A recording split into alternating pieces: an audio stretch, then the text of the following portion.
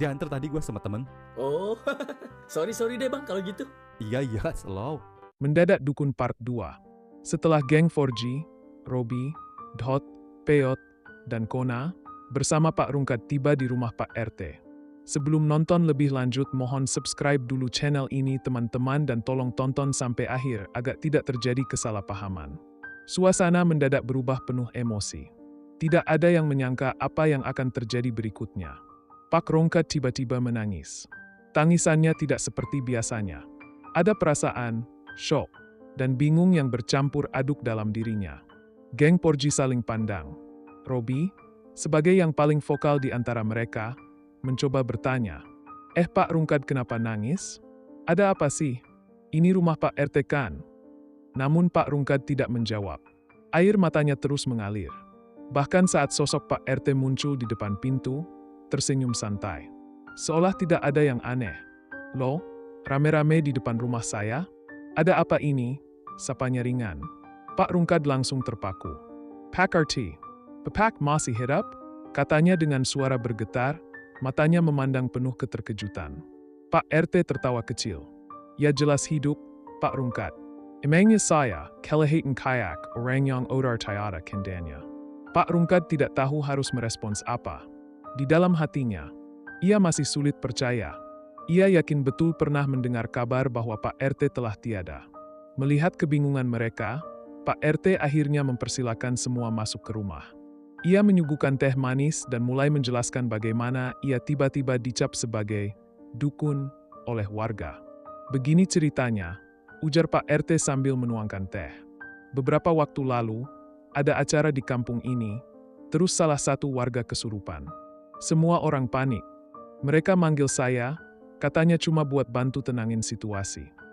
Geng 4G dan Pak Rungkat mendengarkan dengan serius. Tapi begitu saya datang, si yang kesurupan langsung diam. Bahkan tunduk. Warga semua ngeliatin saya kayak saya ini orang sakti. Dari situ, entah gimana ceritanya, saya malah dianggap punya ilmu. Lanjut Pak RT sambil terkekeh. Kona yang biasanya banyak diam akhirnya bersuara.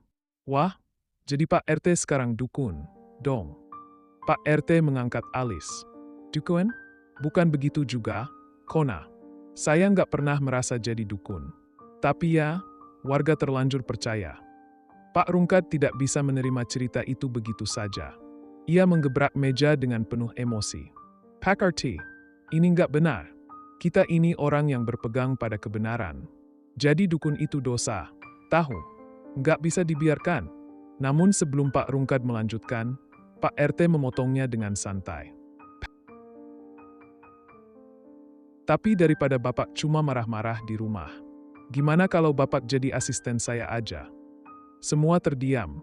Bahkan Robi yang biasanya suka bercanda ikut melongo mendengar ide itu. Serius, Pak RT?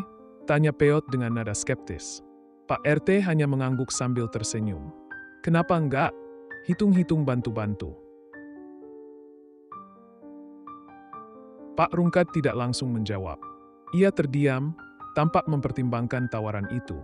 Setelah obrolan panjang, mereka akhirnya pulang. Namun perjalanan pulang itu tidak berjalan mulus.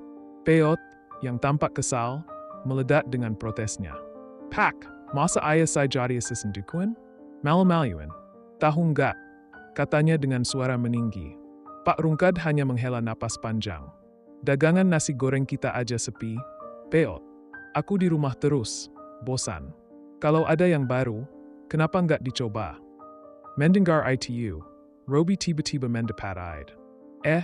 Gimana kalau kita minta bantuan Pak RT buat promosiin nasi goreng kalian? Kan dia sekarang dianggap punya ilmu. Tuh, siapa tahu laris, kan? Semua setuju dengan ide itu. Lanjutan cerita. Setibanya di rumah, geng 4G memutuskan untuk nongkrong di gardu seperti biasa. Namun malam itu, suasana gardu terasa berbeda. Ada seseorang yang duduk sendirian di sudut, wajahnya hampir tidak terlihat karena tertutup bayangan. Kona yang pertama kali menyadarinya. Itu siapa? Bisiknya sambil menunjuk. Robi memperhatikan lebih seksama, dan matanya langsung membelalak. Itu Bang Topan, kan? Bang Topan, sosok yang terkenal misterius di kampung mereka, perlahan mengangkat wajahnya. Wajah itu penuh bekas luka, dan matanya tajam, seperti menyimpan cerita panjang yang gelap. "Iya, ini gue," katanya dengan suara dalam. "Gue ada cerita penting. Tapi nggak semua orang harus tahu." Keheningan menyelimuti gardu. Tidak ada yang berani bicara. Bang Topan melanjutkan, "Dulu gue pernah jadi bagian dari sesuatu. Sesuatu yang nggak bisa gue lupain sampai sekarang. Lo semua pernah dengar tentang geng Mata Iblis?" Nama itu langsung membuat udara terasa lebih dingin. Dadyong biasanya santai tiba-tiba menegak ludah. Mata Iblis? Itu geng yang diceritakan Pak Rungkad kan? Yang sangat ditakutin Bang Jack? Bang Topan mengangguk. "Bukan cuma bikin onar. Mereka lebih dari itu. Dan dulu gue adalah bagian dari mereka." Geng 4G terdiam. Apakah Bang Topan sedang mengungkapkan rahasia yang lebih besar? Dan jika iya, bagaimana kaitannya dengan mereka? Malam itu, cerita baru dimulai. Rahasia-rahasia kelam perlahan muncul ke permukaan, mengikat geng 4G dalam petualangan yang tidak pernah mereka bayangkan sebelumnya. Cerita tentang Bang Topan dan geng Mata Iblis dapat dijelaskan lebih rinci agar memberikan nuansa ketegangan yang seimbang dengan komedinya. Motivasi dan dialog karakter juga dapat lebih mendalam untuk membangun emosi pembaca atau penonton. Secara keseluruhan, cerita ini memiliki pondasi kuat untuk menjadi kisah yang seru dan menghibur. Pengembangan konflik dan karakter akan menjadi kunci agar cerita ini semakin memikat. Apa pendapatmu? Bang Topan, sosok misterius yang jarang muncul di kampung, akhirnya mengungkapkan rahasia kelamnya di depan Robi, Dot, Kona, dan Peot. Dalam suasana malam yang mencekam di gardu, ia mengakui bahwa dirinya pernah menjadi anggota geng Mata Iblis. Kelompok terkenal dengan reputasi gelap dan menakutkan. Pengakuan itu membuat suasana hening seketika. Robi, Dot, Kona, dan Peot yang awalnya penasaran, kini hanya bisa diam tanpa kata. Mereka tidak menyangka bahwa sosok Bang Topan, yang selama ini mereka anggap sebagai orang biasa, menyimpan masa lalu yang begitu kelam. Dengan nada berat, Bang Topan melanjutkan ceritanya tentang kehidupan di bawah geng Mata Iblis. Keputusan-keputusan buruk yang pernah ia ambil, dan bagaimana ia akhirnya keluar dari dunia itu. Namun, ada sesuatu yang membuat mereka lebih terkejut. Bang Topan mengisyaratkan bahwa jejak Mata Iblis mungkin belum sepenuhnya lenyap, dan ada kemungkinan bahaya baru yang akan datang ke kampung mereka. Rahasia Bang Topan menjadi awal dari konflik baru. Apakah geng 4G akan terlibat dalam bayang-bayang kelam masa lalu Bang Topan? Dan apa yang sebenarnya terjadi dengan geng Mata Iblis? Semua pertanyaan itu akan membawa mereka ke dalam cerita penuh misteri, bahaya, dan keberanian.